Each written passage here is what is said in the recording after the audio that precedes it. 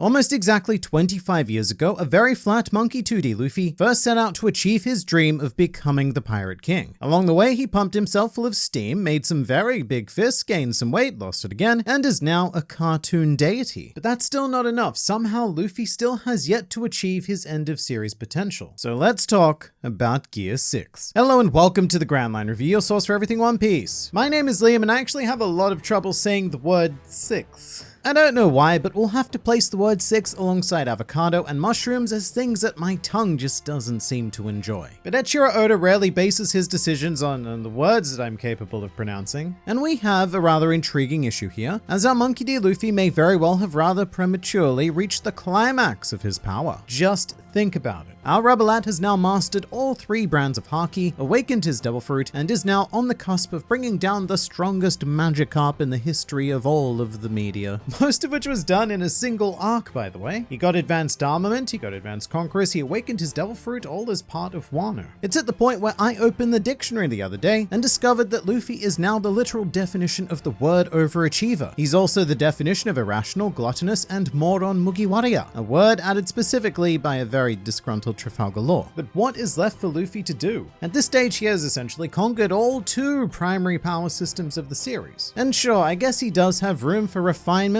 and subtle growth, but neither of those 2 things are generally conducive for drama and excitement, 2 words which stories tend to strive to provide. So we're going to need to take this to the next level. Just as Cade 6, Cape 6, and 1-7 took their lives to the next level by subscribing to the Grand Line Review, which will result in consistent injections of One Piece culture being administered directly into your YouTube feed. And if you'd like to be our next subscriber of the day, then all you need to do is hit the very warm and inviting red button, yes. And please do say hi in the comments below if you are a new member of the Grand Fleet. Welcome. Also, this video is sponsored by Mech Arena, a 5v5 shooter that's casual, fun, but also just great to look at. Of all of the shooters there are right now, this one really stands out because it is bright, sleek, and I would say superbly mechy. And these mechy mechs have pilots which add a whole new depth of strategy and gameplay variety, such as Faye, who I like purely for the aesthetic combination of pink and green. I'm very shallow like that. But Faye is a child prodigy whose true passion lies in AI research, as well as just destroying the crap out of things, favoring artillery. Although you can customize your pilot skill to suit your own personality, whatever that may be. Mech Arena's got a ton happening this month, like Battle Pass Season 6, where you can get your hands on amazing new skins and other goodies. Mech Arena's getting big, and that means much more bigger prizes, bigger competition, and much more bigger fun. It's completely free to play on Android and iOS right now, and you can use my personal link or scan my QR code to get bonuses worth $45. We're talking about 1 mil-spec skin, 500 A-coins, and 70,000 credits, whew, that's a lot of credits,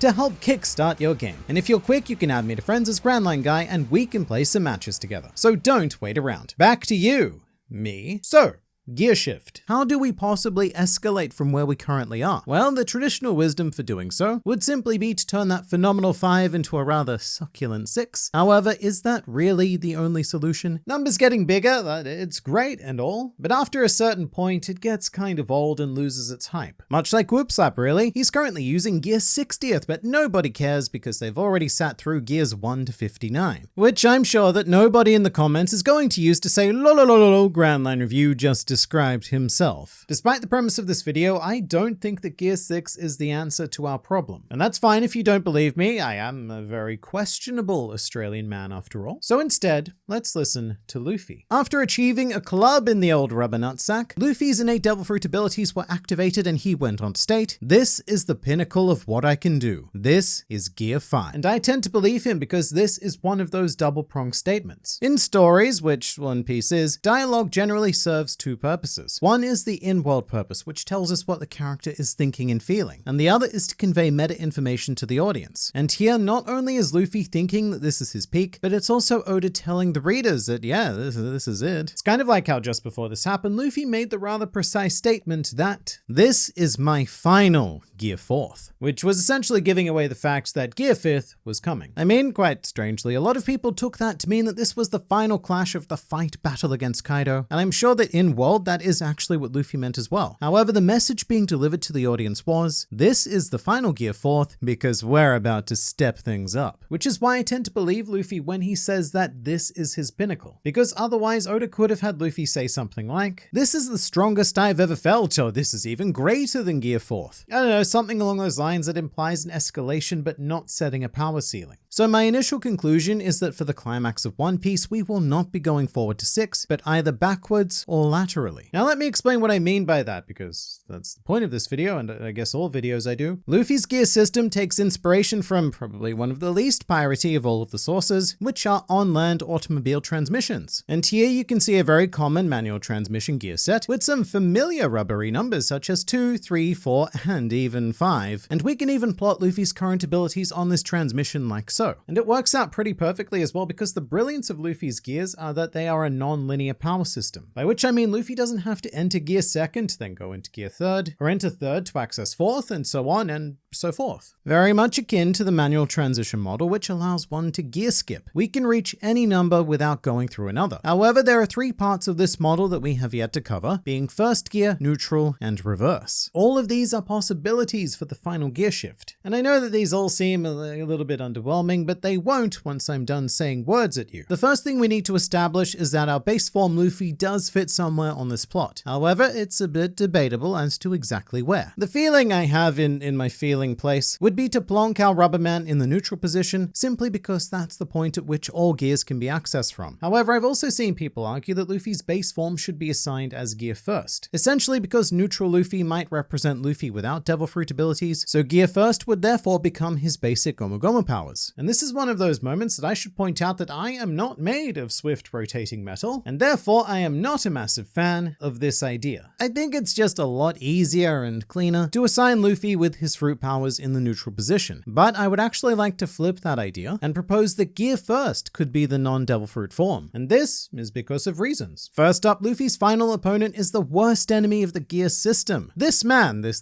Blackbeard, he should be awarded a Michelin star because he is able to do something that no chef can do, which is to use fruit to nullify other fruit. When facing off against Teach, there is going to be a point where Luffy has to learn to fight without using his extensive rubber arsenal, which rather unfortunately takes gear 2nd, 3rd, 4th, and even 5th straight off the dining table and into the household trash can that is Blackbeard's dank dark jelly belly, which is what could conceivably force Luffy to innovate a completely fruitless power-up worthy of the designation of gear 1st, a sort of unique natural prequel starring the raw willpower of Luffy alone. And there are some other hints that the story is going in this general direction. For example, Kaido made a point of arguing that fruit powers, they don't matter at all in the grand scheme of things, citing famed scallywag Goldie Roger as someone who was able to conquer any opponent despite the fact that he had never once partaken in forbidden fruit. And if Luffy is going to keep following the breadcrumbs of Roger, then perhaps that's exactly what we're leading to. A moment where Luffy can prove himself worthy of inheriting the Pirate King title by equaling Roger's achievements, which could be named either Gear 1st or, in honor of the series it is that we're reading, perhaps even Gear 1. Because it's One Piece, so Gear 1. Don't know why I felt the need to explain it. You're not a moron,